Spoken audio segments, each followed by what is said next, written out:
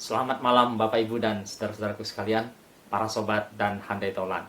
Kita bertemu kembali dalam channel kita Lifelong Education, pendidikan sepanjang hayat.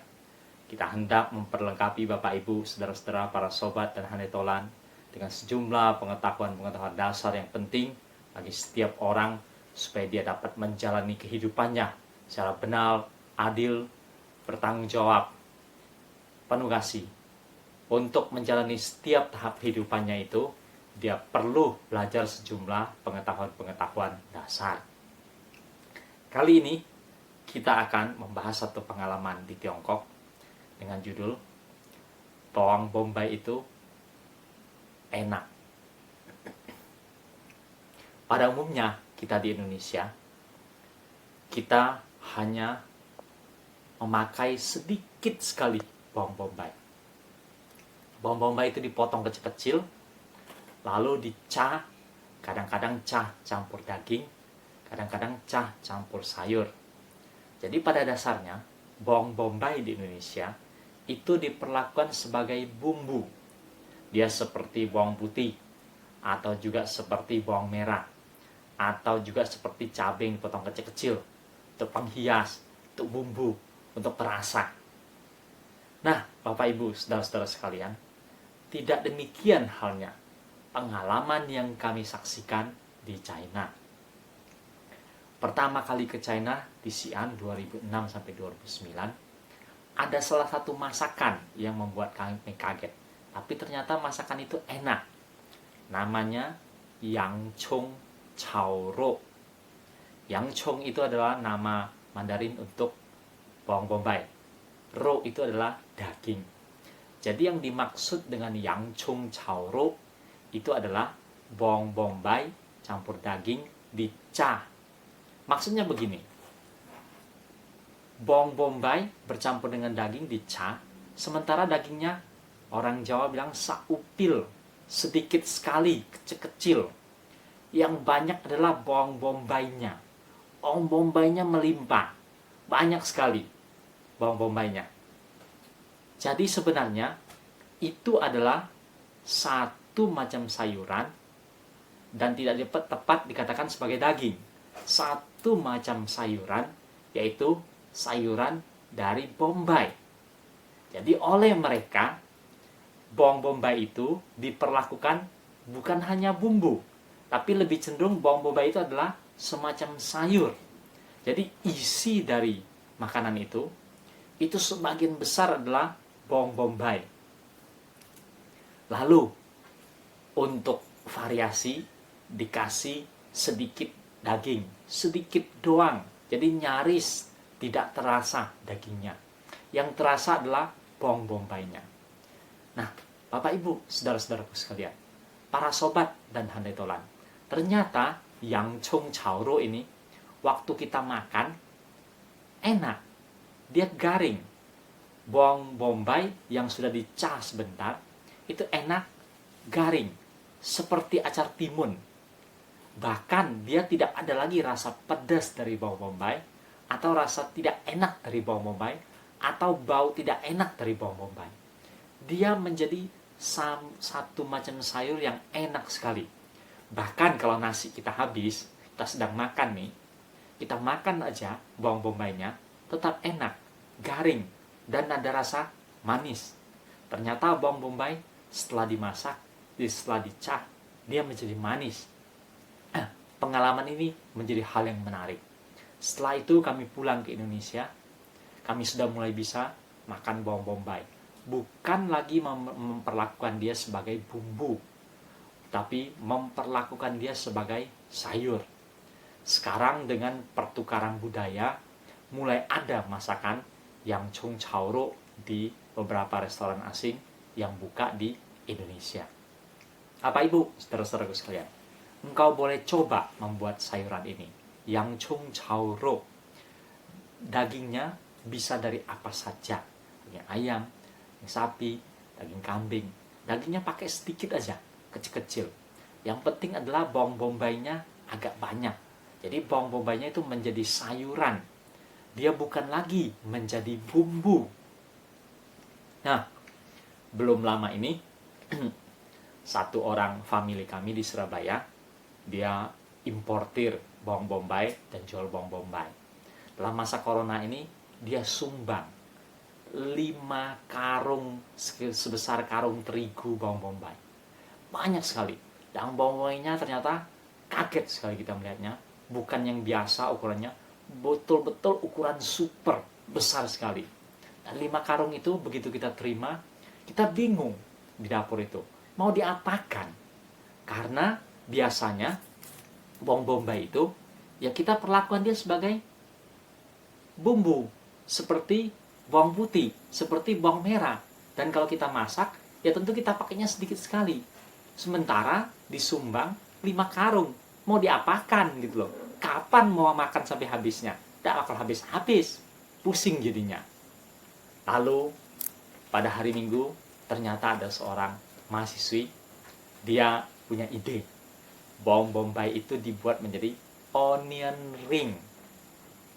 Nah, para sobat Handai Tolan, Bapak Ibu, saudara-saudara sekalian, pernah kan makan onion ring? Atau paling tidak melihat masakan namanya onion ring. Maka mahasiswa ini mempunyai ide, hari Minggu onion ring yang besar-besar itu dibuat, ya, digoreng. Jadi onion ring itu adalah bawang putih dipotong, ukurannya seperti ring, seperti cincin yang ukurannya gede, karena bawang banyak gede sekali. Lalu diolesin dengan tepung, lalu digoreng. Jadilah keluar.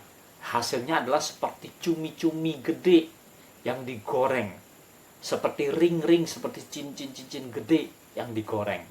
Lalu dibagikan.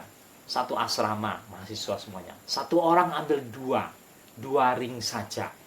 Dan Bapak Ibu, saudara-saudaraku sekalian, mahasiswa-mahasiswi makan bawang bombay itu dengan enak sekali. Tidak ada keluhan bau, tidak ada keluhan pedas.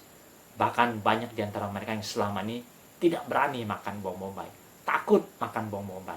Dengan masakan onion ring, mereka makan dan enak. Bawang bombay itu enak dan sehat.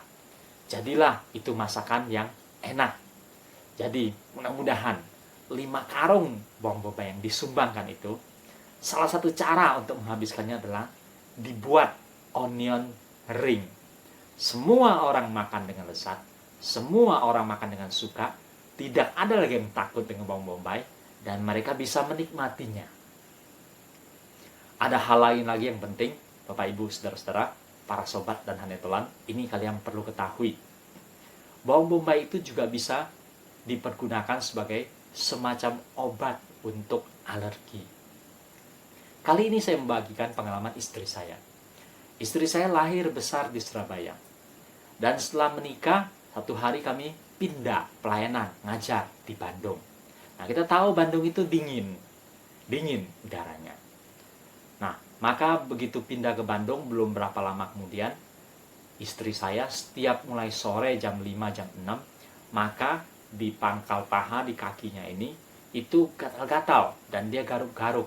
Garuk-garuk, gatal-gatal, lama-lama muncul seperti merah-merah, seperti gigitan nyamuk, tapi besar sekali, ya, besar sekali.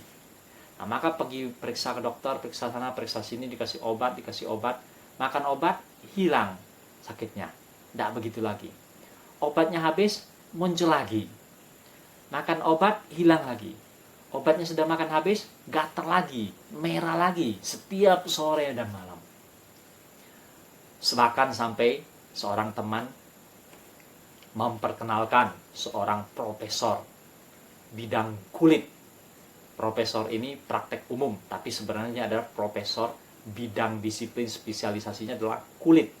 Pergi ke dokter itu, periksa, dikasih obat, sama juga. Dikasih obat, minum, gatalnya hilang, merahnya hilang.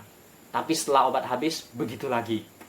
Akhirnya ada seorang teman, orang Bandung, dia memperkenalkan. Dia katakan, alergi kulit ini, kita coba aja dengan makan bawang bombay. Ya, kita juga mulai sadar, ternyata bawang bombay. Terus dia bilang, ya kalau bisa makannya mentah. Ya makan mentah bawang bombay ya tidak enak. Selain pedas, juga ada rasa yang tidak enak baunya. Maka dia menganjurkan Caranya begini saja. Bawang bombaynya ambil 1-2 lapis, direndam dengan air panas, kira-kira 15 menit. Nah, setelah bawang bombay itu direndam dengan air panas, maka diambil, dimakan. Nah, ternyata bawang bombay setelah direndam dengan air panas 15 menit saja, dia menjadi enak, garing, manis, tidak pedas, dan tidak bau lagi. Maka cobalah pengobatan itu, makan bawang bombay. Sehari pagi, siang, malam, pagi, siang, malam. Makan bawang bombay seperti itu 3 hari, 1 minggu. Ternyata sore-sore tidak lagi gatal. Dan tidak ada lagi merah di kulitnya, di pangkal pahanya. Jadi, alergi kulit karena dingin itu, dengan makan bawang bombay, menjadi sembuh. Peristiwa itu dari sekitar tahun 2004 sampai dengan hari ini 2020, belum pernah kambuh lagi alergi kulitnya itu. Gatal-gatal di kulit. Bahkan ketika kami tinggal daerah dingin, lewati musim dingin pun, tidak pernah lagi gatal-gatal, tidak pernah lagi merah-merah, tidak ada lagi alerginya. Ternyata alergi kulitnya bisa betul-betul sembuh tuntas, yaitu dengan makan bawang bombay. Nah, Bapak, Ibu, dan saudara-saudaraku sekalian, mudah-mudahan kita semakin sadar bahwa bawang bombay itu juga penting. Jangan hanya memperlakukan dia sebagai bumbu saja, sebagai rempah saja. Tapi bawang bombay bisa menjadi semacam sayur, bisa dicah dan menjadi enak, manis. Juga kami di rumah sekarang kadang-kadang kami membuatnya lebih simpel lagi. Tidak dicah, tidak digoreng, tidak menjadi onion ring. Kami hanya merebusnya sebentar. Bawang bombay direbus sebentar. Setelah itu, ya makan dengan nasi, makan dengan lauk. Jadi bawang bombaynya hanya diperlakukan sebagai sayur-sayuran. Dan kami makan dengan enak, dengan garing, dengan nikmat. Enak. Jadi bawang bombay itu manis, tidak pedas lagi, tidak bau lagi. Lalu sisa air rebusan dari bawang bombay itu kami biarkan dulu sehingga tidak terlalu panas, hangat, kami minum. Kadang sampai karena airnya agak banyak, minumnya sampai berkali-kali. Dan enak, airnya pun ada rasa manis, tidak ada rasa bau bombay, juga tidak ada rasa pedas bawang bombay. Dia telah menjadi manis. Bawang bombaynya ternyata menjadi enak dan menjadi manis.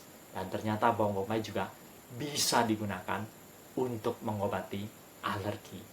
Bagi Bapak, Ibu, saudara-saudara sekalian yang punya alergi dengan hal-hal tertentu, kami sarankan, cobalah dengan bawang bombay. Sebisa-bisanya engkau makan mentah, campur nasi, campur lauk sehingga tidak terlalu pedas. Tapi kalaupun engkau susah makan seperti itu, kau boleh mencobanya dengan direndam air panas, atau direbus sebentar, atau engkau cah seperti cah kangkung, tapi ini cah bawang bombay. Dan coba lakukan itu, makan pagi, siang, malam bercampur nasi. Cobalah 3 hari 1 minggu. Siapa tahu ada hasilnya, ada khasiatnya. Dan siapa tahu penyakit alergimu menjadi sembuh. Para sobat dan hanetolan, Bapak, Ibu, saudara-saudaraku sekalian, channel kita Lifelong Education kali ini sampai di sini. Pendidikan sepanjang hayat.